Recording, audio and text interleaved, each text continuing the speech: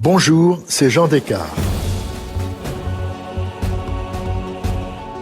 Dans ce bonus, je vous raconte quelle femme était Greta Garbo en coulisses, qui se cachait derrière la star.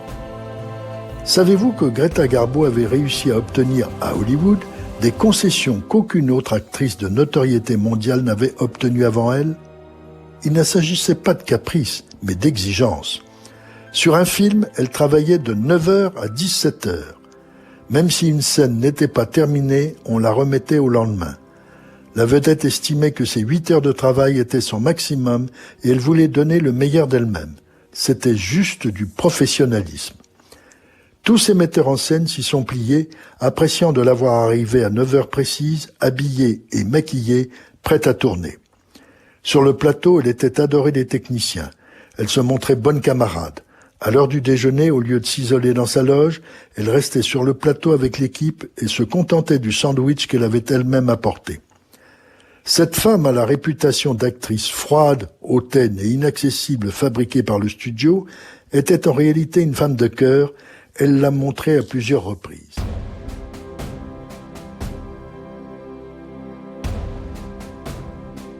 D'abord sur le tournage de « Comme tu me veux », elle avait pour partenaire Erich von Stroheim. Le studio se méfiait de cet acteur metteur en scène génial mais compliqué. Or, avant le tournage, il avait fait une chute de cheval et souffrait d'une hanche. Afin d'éviter de le mettre dans une position délicate, pour la première fois de sa vie, Greta Garbo s'inventa une migraine. Elle retarda ainsi le tournage, laissant à son partenaire le temps de se remettre. Elle se comporta de la même façon avec John Gilbert. Ils avaient formé un couple rêvé dans plusieurs films muets. Si Garbo avait réussi le passage au parlant, cela n'avait pas été le cas de John Gilbert. Sa carrière avait été brutalement brisée.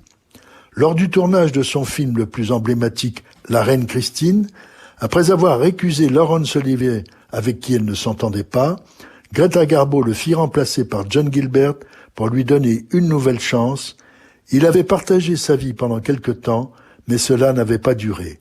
Elle disait « Je me méfie de moi-même et n'accueille les hommages qu'avec prudence.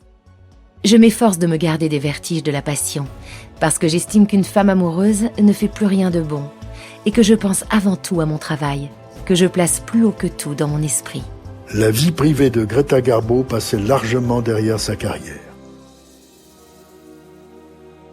Si cet épisode vous a plu, allez écouter le récit de « Au cœur de l'histoire » consacré à la vie de Greta Garbo.